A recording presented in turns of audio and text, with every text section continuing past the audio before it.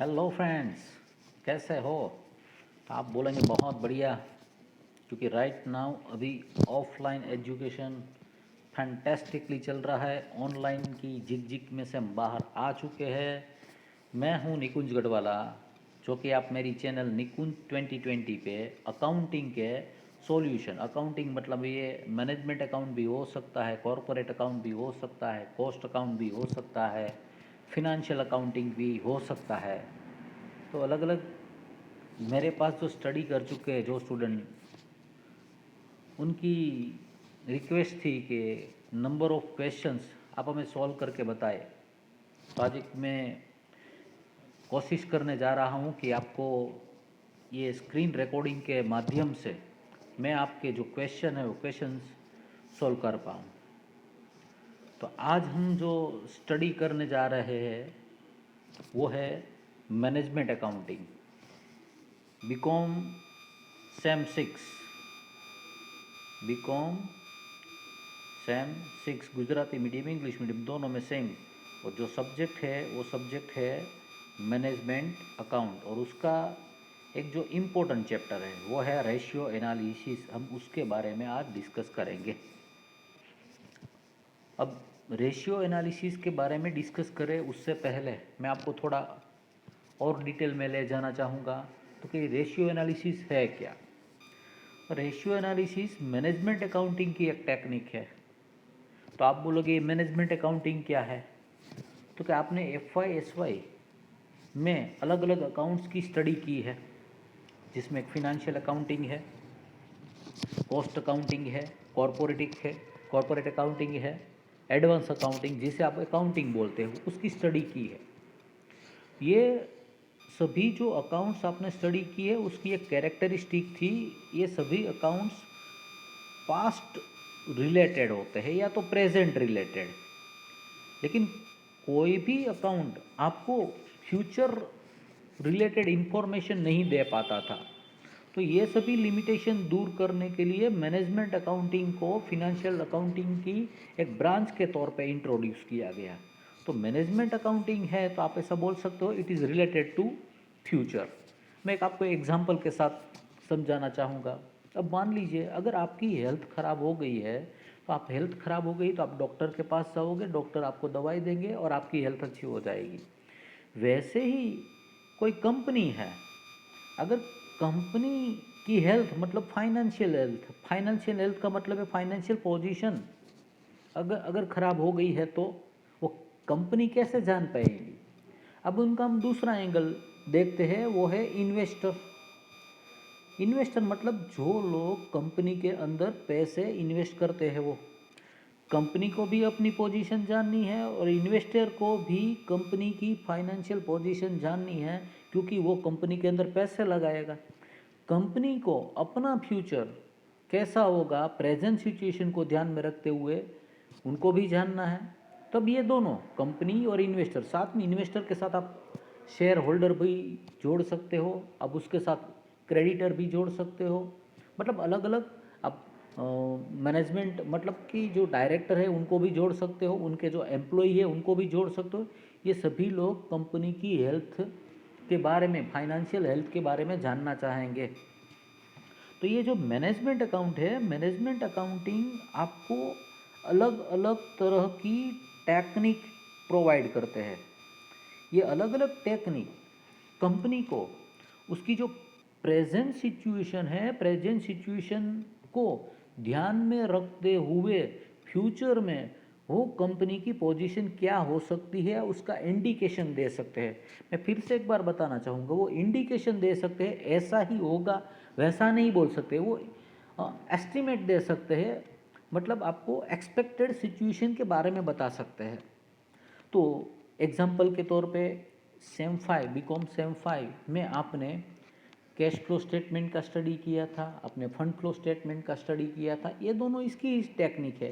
वैसे ही marginal costing, ये marginal costing अभी रिसेंटली उसे अकाउंटिंग में ट्रांसफ़र कर दिया है, ये भी मैनेजमेंट अकाउंटिंग की टेक्निक है। और इस सेमेस्टर के अंदर हम रेशियो एनालिसिस के बारे में डिस्कस करेंगे। बजटरी कंट्रोल, और बजटरी कंट्रोल के अंदर कैश बजट, फिक्स बजट और फ्लेक्सिबल बजट, और साथ में कैपिटल बजटिंग के बारे में डिस्कस करेंगे। तो रेशियो एनालिसिस क्या है? सिंपल मैनेजमेंट अकाउंटिंग की एक टेक्निक है और इस टेक्निक के थ्रू कंपनी कंपनी अपने अलग अलग रेशियोज कैलकुलेट करके अपने इन्वेस्टर को अपने फाइनेंशियल एनुअल जो रिपोर्ट था रिपोर्ट अटैच करता है और अपने इन्वेस्टर को क्रेडिटर को सभी को वो पहुंचाते हैं और वहाँ से इन्वेस्टर वो डिसीजन लेते हैं कि कंपनी के अंदर पैसा इन्वेस्ट करना है या नहीं करना है। हमने नंबर ऑफ क्वेश्चन इसके सॉल्व किए हुए हैं, जो स्टूडेंट अभी राइट नाउ मेरे पास स्टडी कर रहे हैं वो। और आज उतना डिटेल में मैं थ्योरी पोर्शन में नहीं जा रहा हूँ, इसके बाद के लेक्चर के अंदर उसके बारे में डिस्कस करेंगे। लेकिन आज यहाँ पर ये अभी जो क्वेश्चन यहाँ पर आप देख रहे हैं ये बी एस शाह की बुक में क्वेश्चन नंबर शायद 12 होगा और ये बी एस शाह की बुक है, सी जमनादास की बुक में 12 नंबर का क्वेश्चन होगा। आज हम इसके बारे में डिस्कस करेंगे। अब देखिए यहाँ पर हमारे पास एक आरती लिमिटेड की डिटेल दी गई है और वहाँ से हमें अलग अलग ये डिफरेंट रेशियोज फाइंड करने हैं। क्या फाइंड करने हैं? डिफरेंट रेशियोज फाइंड करने हैं। एक स्टॉक टर्नओवर रेशियो है, ओनरशिप रेशियो है, करंट रेशियो है, लिक्विड रेशियो है, rate of return on capital employed on equity capital, net profit ratio और क्रेडिटर्स वेलोसिटी। ये अलग अलग रेशियोज फाइंड करेंगे। तो ये रेशियोज फाइंड करने का बहुत ही आसान तरीका है। आपके पास ट्रेडिंग अकाउंट, पीएनएल अकाउंट और बैलेंस शीट की जो जो इन्फॉर्मेशन है उस इन्फॉर्मेशन को ध्यान में रखते हुए हम ये कैलकुलेशन कर सकते हैं। अब जो हमारे पास एडिशनल इन्फॉर्मेशन है वो इन्फॉर्मेशन हमारे लिए बहुत इम्पोर्टेंट होती है और ख़ास करके ये यहाँ पर ऐसा लिखा है डेटर्स रेशियो इज़ 90 डेज। मतलब यहाँ पर डेटर्स रेशियो का हमें आंसर दिया गया है। आंसर दिया गया है मतलब वहाँ से हमें मिसिंग इन्फॉर्मेशन मिलेगी। तो क्या मिसिंग इन्फॉर्मेशन क्या मिलेगी? तो कि वहाँ से हमें क्रेडिट सेल्स मिलेगा और क्रेडिट सेल्स को कैश सेल्स के साथ जोड़ेंगे तो हम टोटल सेल्स मिलेगा। और उसके बाद ये ग्रॉस प्रॉफिट 40% दिया है तो वहाँ से ग्रॉस प्रॉफिट मिलेगा क्योंकि ग्रॉस प्रॉफिट रेशियो का आंसर दिया गया है। यहाँ पर ऑलरेडी इस क्वेश्चन के अंदर डेटर्स रेशियो 90 डेज और ग्रॉस प्रॉफिट रेशियो 40 डेज उनके आंसर दिए गए हैं। बराबर है।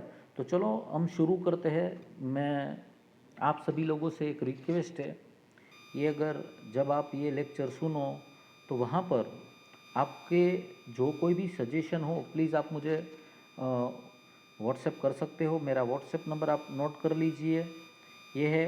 अगर कोई दूसरा क्वेश्चन ऐसा जो आप समझना चाहते हैं, दूसरा सम आपको समझना चाहते हैं तो भी आप मुझे इस नंबर पे वो व्हाट्सअप कर दीजिएगा। मैं कोशिश करूँगा कि वही सम मैं स्क्रीन रिकॉर्ड करके आपको भेज सकता हूँ। FY, SY और TY, corporate accounting, cost accounting, financial accounting, BBA वाले भी भेज सकते हैं। उनके रिलेटेड अगर कोई अकाउंटिंग के चैप्टर है तो सभी के लिए बराबर है। मैं कोशिश करूँगा कि आपको जहाँ जहाँ पर दिक्कत आती है, आपको जहाँ पर आपका कन्विंस नहीं हो पाता है वहाँ पर मैं कन्विंस करने की कोशिश करूँगा। I will try my level best. मुझे मेरे स्टूडेंट ने सिखाया है कि सर कोशिश करनी चाहिए, ट्राई कीजिए, आंसर आ ही जाएगा। बराबर है ना? ओके। अब देखिए अभी जैसे मैंने बताया कि हमें डेटर्स रेशियो दिया गया है। अब डेटर्स रेशियो, सबसे पहले ये डेटर्स रेशियो क्या है उसके बारे में थोड़ा डिस्कस कर लेते हैं। तो कि कंपनी ने जो क्रेडिट सेल्स किया होता है उस पर्सन को हम डेटर्स बोलते हैं और उस डेटर्स के पास से कितने दिन में हमें पैसा वापस मिलेगा वो डेटर्स रेशियो से हमें जानने को मिलता है। और यहाँ पर दिया है 90 डेज, इसका मतलब है विदिन 3 मंथ उनके पास से हमें पैसा मिल जाएगा। यहाँ पर उसका आंसर दिया गया है। अब तो कि ये फॉर्मूला है debtors plus bills receivable into 360 divided by credit sales. अगर क्वेश्चन के अंदर आपको बोला है कि आप यूज़ 360 डेज तो हम 360 डेज लेंगे वरना 365। अब इस इंफॉर्मेशन आप देखो तो हमारे पास बैलेंस शीट में डेटर्स है, बिल्स रिसीवेबल है। 360 आपको जैसे पता है वो कहाँ पर मिलेगा, कैलकुलेटर में मिलेगा। तो यहाँ से मिसिंग इन्फॉर्मेशन के तौर पे हमें क्या मिलेगा, क्रेडिट सेल्स मिलेगा। अब जो इन्फॉर्मेशन हमारे पास दी है उस इन्फॉर्मेशन को फॉर्मूला के अंदर अगर हम रखें तो debtors ratio 90 days is equal to, debtors हमें दिया है 2 लाख, बिल्स रिसीवेबल दिया है 50,000 और 360 डेज। तो अब वहाँ से हमें मिलेगा, क्या मिलेगा, क्रेडिट सेल्स। तो इसी फॉर्मूला में ये देखिए, वहाँ से हमें ये क्रेडिट सेल्स मिला 10 लाख रुपीज़। क्या मिला, 10 लाख रुपीज़। अब ये देखिए, यहाँ पर ऐसा बताया गया है कि cash sales is 20% of total sales. Cash sales is 20% of total sales. अब तो यहाँ पर एक उसकी अलग अलग फॉर्मूला है। आप लकी हो बहुत, यहाँ पर अलग अलग बहुत सारी फॉर्मूला आपको जानने को मिलेगी। ये देखिए, एक नई चीज़ हमें सीखने को मिलेगी। ये क्या बताया गया है कि cash sales is 20% of total sales. अब cash sales and credit sales दोनों को मिला दे तो वो टोटल सेल्स बनता है। अब यहाँ पर आपका टोटल सेल्स तो 100 ही होगा, तो इसका मतलब आपका कैश सेल्स कितना होगा, 20 होगा। तो क्रेडिट सेल्स के हमें यहाँ पर परसेंटेज मिले, कितने मिले, 80।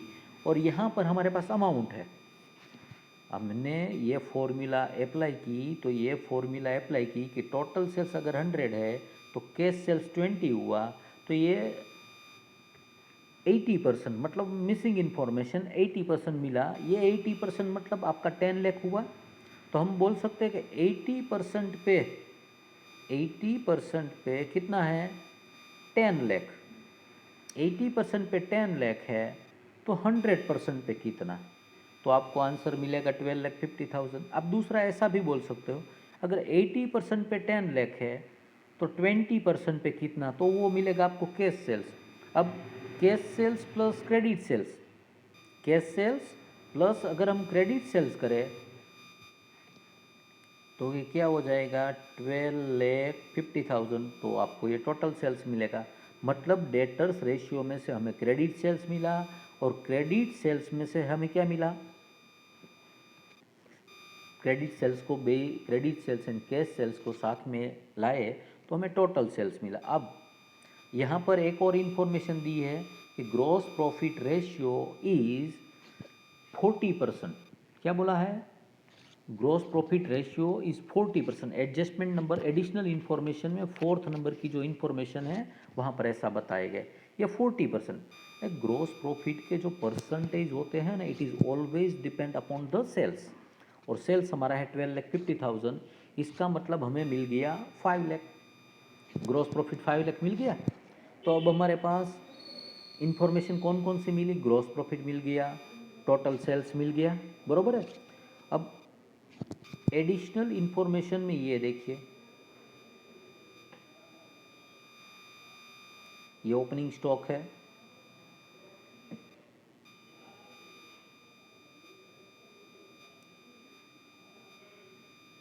ये ओपनिंग स्टॉक है, ये क्लोजिंग स्टॉक है।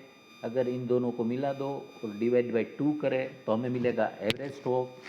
और आपको याद है ना, एवरेज स्टॉक कहाँ पर यूज़ होता है, स्टॉक टर्नओवर रेशियो में। कहाँ पर, स्टॉक टर्नओवर रेशियो में ये यूज़ होता है। और स्टॉक टर्नओवर रेशियो की फॉर्मूला क्या है, तो COGS divided by average stock. अब ये देखिए, ये आ गया average stock. Average stock is equal to opening stock plus closing stock divided by 2। तो यहाँ से हमें मिलेगा 1,50,000। अब हमारे पास क्या था, हमारे पास सेल्स था, ग्रॉस प्रॉफिट था, तो यहाँ से हमें क्या मिलेगा, COGS मिलेगा। यहाँ से हमें मिला है एवरेज स्टॉक। तो जो हमारा जो फर्स्ट नंबर का रेशियो है वो है स्टॉक टर्नओवर रेशियो। तो ये स्टॉक टर्नओवर रेशियो की फॉर्मूला क्या है, एवरेज स्टॉक और COGS को हम ध्यान में लेंगे तो ये देखिए, stock turnover ratio is equal to COGS divided by average stock. वहाँ से हमें आंसर मिला 5 टाइम्स। क्या मिला, 5 टाइम्स। तो अब यहाँ पर आप ऐसा क्वेश्चन भी कर सकते हो कि sir what do you mean by stock turnover ratio, what do you mean by stock turnover ratio. तो आप ऐसा बोल सकते हैं कि कोई भी कंपनी होती है, वो कंपनी साल में क्या करती है, परचेज करती है। परचेज किसके लिए करती है, सेल करने के लिए। तो इसका मतलब ये है कि कंपनी ने कितनी बार सेल्स किया है, कि जितनी ज़्यादा बार सेल्स होगा उतनी बार परचेज होगा, उतनी बार परचेज होगा। तो ये 5 टाइम है। जनरली ये जो रेशियो होता है अराउंड 4.5 टाइम, वो आप उसे स्टैंडर्ड रेशियो बोल सकते हो। तो आप यहाँ पर ये भी बोल सकते हो कि अगर ये रेशियो अगर कम हुआ, तो ये कम हुआ तो क्या करेंगे, तो कि वो डेंजर सिग्नल है मैनेजमेंट के लिए। क्यों डेंजर सिग्नल है, क्योंकि आपका गुड्स सेल नहीं हो रहा है, आपका सेल्स नहीं हो रहा है, सेल्स नहीं हो रहा है। उसके पीछे की वजह ये भी हो सकती है कि लो क्वालिटी का आपका गुड्स है, आप जो प्रोडक्ट बनाते हो वो लो क्वालिटी की भी हो सकती है। ये इमेजिनेशन है, कौन इसके पीछे बहुत सारे नंबर ऑफ रीज़न होते हैं, लेकिन सिर्फ हम यहाँ पर वो एज्यूम करते कि ऐसा हो सकता है, बरोबर है। और स्टॉक टर्नओवर रेशियो में कई बार अगर मान लीजिए हमारे पास एवरेज स्टॉक नहीं है, क्या नहीं है, एवरेज स्टॉक नहीं, एवरेज स्टॉक नहीं है, तो वहाँ पर सिर्फ हम क्लोजिंग स्टॉक को भी यूज़ कर सकते हैं। मतलब हमारी फॉर्मूला क्या हो जाएगी, चेंज हो जाएगी। तो stock turnover ratio is equal to COGS divided by closing stock, बराबर है। अब आगे बढ़ते हैं। उसके बाद है ओनरशिप रेशियो। ओनरशिप रेशियो मतलब ओनर्स फंड, आप उसे शेयर होल्डर्स फंड भी बोल सकते हो। तो कि शेयर होल्डर्स फंड क्या होता है, तो equity share plus preference share plus general reserve plus profit and loss account, और वहाँ से हम माइनस करेंगे डिबेंचर डिस्काउंट। क्या माइनस करेंगे, डिबेंचर। डिबेंचर डिस्काउंट मतलब वो फिक्टिशियस असेट्स को हम क्या करते हैं, लेस करते हैं। तो ये सभी चीज़ें बैलेंस शीट में हमारे लायबिलिटी साइड आपको ये ओनर्स फंड मिलेगा। ओनर्स फंड को हम प्रोप्राइटर्स फंड भी बोल सकते हैं, और उसको क्या बोल सकते हैं, उसको शेयर होल्डर्स फंड का मतलब भी क्या होता है, ओनर्स फंड होता है, बरोबर है। तो उसके लिए दो चीज़ें चाहिए, एक ओनर्स फंड चाहिए और दूसरा चाहिए टोटल असेट्स। तो अब देखिए यहाँ पर ये हमने ओनर्स फंड, तो equity share, general reserve, profit and loss account जो कि अभी मैं बैलेंस शीट में दिया है वो लिया। वहाँ से fictitious assets, debenture discount, preliminary expense, underwriting commission, advertisement, suspense account, ये सभी शेयर डिस्काउंट, ये सभी हमारी क्या है, फिक्टिशियस असेट्स, काल्पनिक मिल्कतों, वो हम क्या करेंगे, लेस करेंगे। और ये टोटल असेट, टोटल असेट्स का मतलब ये देखिए हमारा ये बैलेंस शीट है, ये बैलेंस शीट का जो टोटल होता है उनमें से फिक्टिशियस असेट्स को हम निकाल देते हैं। हमने एक ये सभी ध्यान में लिया, ये equity share, general reserve, profit and loss, और वहाँ से डिबेंचर डिस्काउंट लेस कर दिया तो हमें ऑनर्स फंड मिला था, बराबर है। अब वहाँ से हमें ये देखिए ऑनर्स रेशियो मिल जाएगा।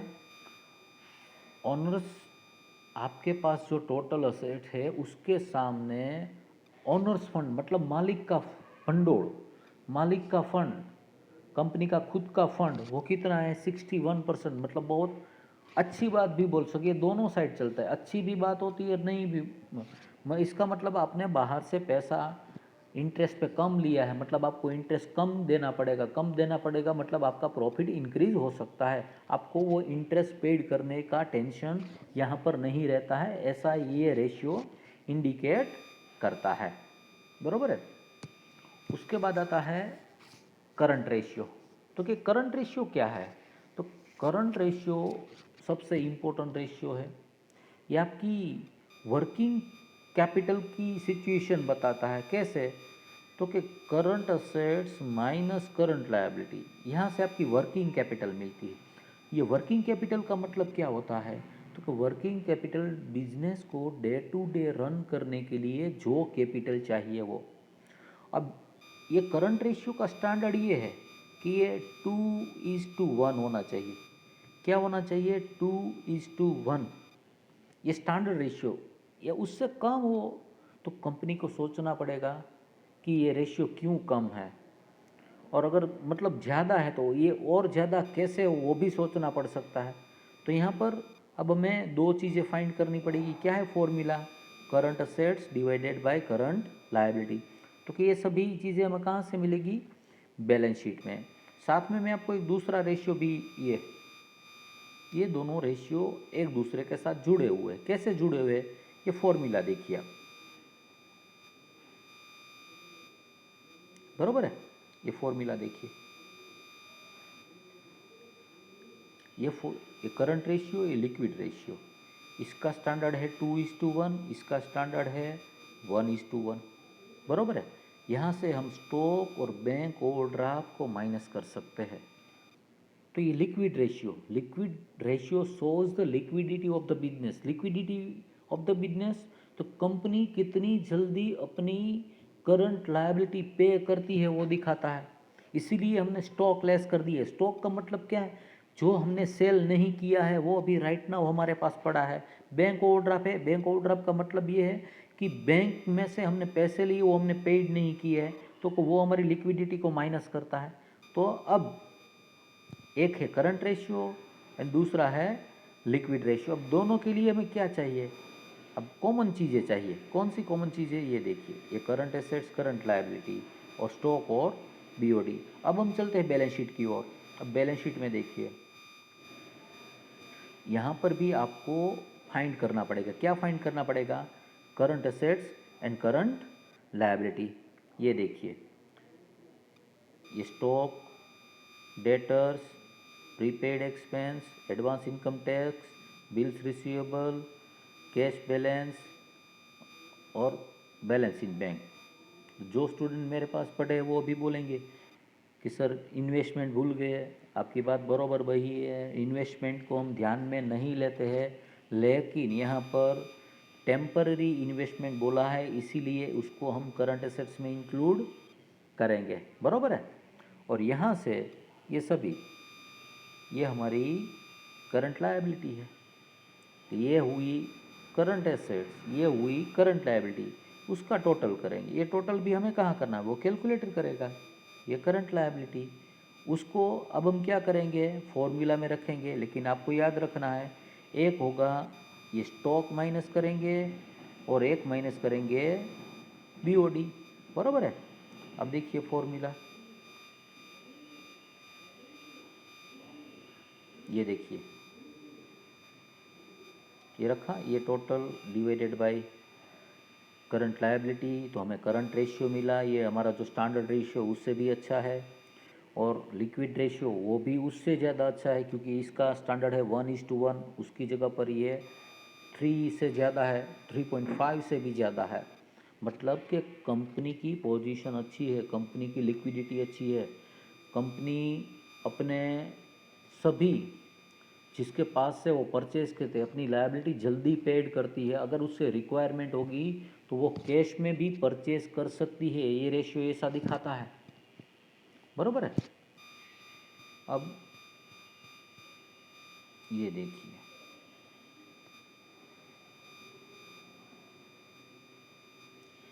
ये देखिए यहाँ पर एक फॉर्मूला है। ये फॉर्मूला हम कहाँ पर यूज़ करेंगे? ये बहुत ही इम्पोर्टेंट फॉर्मूला है। Earning before interest and tax minus interest, इसके बाद मिलेगा पीबीटी, वहाँ से हम टैक्स लेस करेंगे और मिलेगा पीएटी, प्रॉफिट आफ्टर टैक्स। अब क्वेश्चन के अंदर हमें net profit before interest and tax मतलब ये दिया हुआ है, ये दिया है, और डिबेंचर दिए हैं। डिबेंचर कितने दिए हैं? 2,50,000, उसका आप 8% करो तो इंटरेस्ट मिलेगा 20,000। अगर साथ में लॉन्ग टर्म लोन है तो उसका इंटरेस्ट भी हम ध्यान में लेते हैं।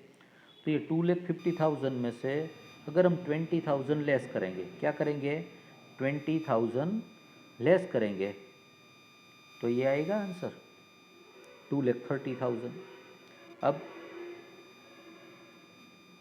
ये 2,50,000 माइनस इंटरेस्ट किया, ये पीबीटी मिला, वहाँ से टैक्स रेट हमें 50% दिया, वो लेस किया तो ये पीएटी मिला।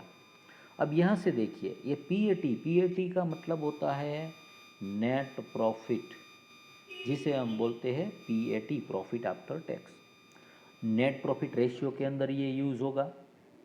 अब जब आप rate of return on equity capital का कैलकुलेशन करोगे तब ये यूज़ होगा, बरोबर है। और ये ईबीआईटी कहाँ पर यूज़ होगा, तो ईबीआईटी यूज़ होगा rate of return on capital employed. तो अब इसका दूसरा मतलब ये है हमें कैपिटल एम्प्लॉयड का कैलकुलेशन करना पड़ेगा।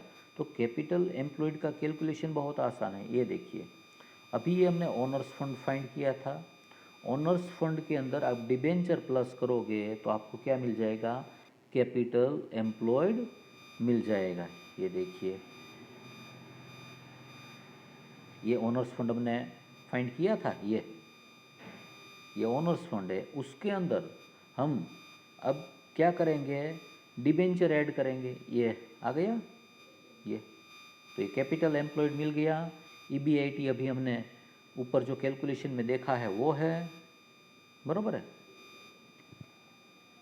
जो स्टूडेंट ये पीडीएफ चाहे तो भी मुझे बताना, मैं पीडीएफ भी आपको भेज दूंगा, बराबर है।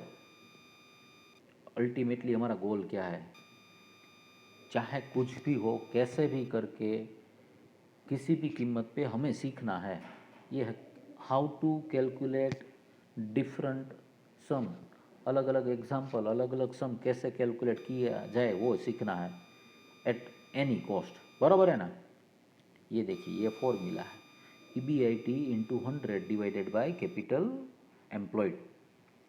सबसे ज़्यादा हार्डवर्क कौन करता है पता है, मेरे पास जो स्टूडेंट है ना टीवाईसी टीवाईडी में, वो बहुत ज़्यादा हार्डवर्क करे। और उन लोगों ने ही मुझे बताया था कि नहीं सर आप ये हमें भेजिए, हमें दोबारा रिपीट करना है, बार बार रिपीट करना है। और आप लोगों ने मुझे इंस्पायर किया था, and thank you very much, बराबर है। अब ये देखिए कैपिटल एम्प्लॉयड मिल गई, ईबीआईटी हमारे पास था, वहाँ से ये मिल गया, ये रेट मिल गया अराउंड 25%। मतलब कंपनी ने अपना खुद का फंड उसके पास जो था, वो बाहर से जो पैसा लाया था उस पे उसको अराउंड 25% रिटर्न मिल रहा है। ये बहुत अच्छी सिचुएशन है। ये क्या है, आप उसे बहुत अच्छी सिचुएशन बोल सकते हो। 25% मतलब 1/4 आप बोल सकते हो, तो 1/4 ये बहुत ही अच्छी बात है, बराबर है। अब आगे देखिए उसके बाद दिया है rate of return on equity capital. अब यहाँ पर देखिए ये कंफ्यूज करने वाला रेशियो है। ये rate of return on equity capital बोला है, वो rate of return on equity share holders fund आएगा, तो यहाँ पर आप जनरल रिजर्व पीएनएल प्लस कर सकते हो। Rate of return on share holders fund, तो वहाँ पर आपको प्रेफरेंस शेयर पी प्लस करना पड़ेगा। लेकिन राइट नाउ यहाँ पर क्या लिखा है, इक्विटी कैपिटल का मतलब है सिर्फ एंड सिर्फ इक्विटी कैपिटल आपको बैलेंस शीट में से लेनी है। ये पीएटी का मतलब प्रॉफिट आफ्टर टैक्स, अभी हमने जो कैलकुलेट किया था वो ईबीआईटी की फॉर्मूला में। प्रेफरेंस शेयर डिविडेंड को, प्रेफरेंस शेयर के जो परसेंटेज, 8% वाले प्रेफरेंस शेयर, 9% वाले, 10% वाले, 15% वाले, 5% वाले, तो ये प्रेफरेंस शेयर डिविडेंड मिलेगा। तो PAT minus preference share dividend into 100 divided by equity share capital. तो यहाँ से हमें rate of return on equity capital, equity share holder को कितना रिटर्न मिलता है उसके इन्वेस्टमेंट में, ये बताता है। ये भी बहुत अच्छा है क्योंकि ऑलरेडी अब देखिए राइट फ्रॉम द बिगिनिंग सभी रेशियो अच्छे हैं, इसका मतलब उसका प्रॉफिट भी अच्छा रहेगा और उसका नेट प्रॉफिट रेशियो भी क्या रहेगा, अच्छा रहेगा, जो कि अभी हमारे सामने आ गया है नेट प्रॉफिट रेशियो, बराबर है। तो ये rate of return on equity share capital, आप याद रखिए सिर्फ rate of return on equity capital में ही प्रेफरेंस शेयर डिविडेंड लेस किया जाता है, rate of return on equity share holders fund में ही प्रेफरेंस शेयर डिविडेंड लेस करेंगे। शेयर होल्डर्स फंड का जो रेशियो आएगा उसके अंदर हम ये माइनस नहीं करेंगे। और हमारा लास्ट वाला रेशियो है वो है नेट प्रॉफिट रेशियो। अभी जैसे मैंने बताया, net profit divided by sales into 100। Net profit हमारे पास था, सबसे पहले हमने सेल्स फाइंड किया था, ये नेट प्रॉफिट था, वहाँ से रेशियो मिला 9.20। अब आगे हमने जो अलग अलग रेशियो देखे उस रेशियो के सामने नेट प्रॉफिट रेशियो थोड़ा कम है, तो उसका मतलब क्या हो सकता है? उसका मतलब ये हो सकता है कि आपके एक्सपेंसेस थोड़ा एक्सेसिव है, एक्सपेंसेस थोड़ा क्या है, ज़्यादा है, बराबर है। तो ये दोस्तों हमने ये अलग अलग रेशियोज़ कैलकुलेट करने की कोशिश की है। मैंने अपनी ओर से जितना हो सके आपको समझाने की कोशिश की है। और कोई ऐसे रेशियो हो जो आपको न समझ में आए वो भी मुझे बताना, कोई दूसरे कोई सम हो तो वो भी आप मुझे बताना, आप भेज सकते हो। मैं कोशिश करूँगा कि आपको जितनी आसानी से समझा सकूँ, आपको जल्दी से समझ में आ सके, वैसा हम कोशिश करते रहेंगे, बराबर है। तो ये लेक्चर हम यहाँ पर ख़त्म करते हैं। ऐसे ही रेशियो एनालिसिस के मैं दूसरे क्वेश्चन भी आपको भेजूँगा, आपको यूनिवर्सिटी एग्ज़ामिनेशन में या और आपकी कॉलेज की अलग अलग एग्ज़ामिनेशन में भी आपको यूज़फुल होंगे। और फ्यूचर के अंदर जब अगर आप कोई बड़ी कंपनी में अगर आप जॉब करोगे तो वहाँ पर भी ये टॉपिक आपको बहुत यूज़फुल हो सकता है। जैसे मैंने पहले ही बताया था ना, रेशियो एनालिसिस क्या दिखाता है, तो कि कंपनी की फाइनेंशियल हेल्थ कैसी है, वो फाइनेंशियल पोजीशन कैसी है वो, बराबर है। तो दोस्तों ये आप जो स्टूडेंट इंग्लिश मीडियम में स्टडी करते हैं अलग अलग जगह पे, उनको भी भेजना, बराबर है। मैं एक बार फिर से रिपीट कर दूँ, ये सभी क्वेश्चंस और उसका क्वेश्चन का सॉल्यूशन आप निकुंज 2020 चैनल पे देख सकते हो। आपके अगर कोई सुझाव हो, सजेशन हो तो भी आप मुझे भेजना, बराबर है। और ये मेरा व्हाट्सएप नंबर है, इस नंबर पे भी आप मुझे आपके सजेशन सुझाव भेज सकते हो।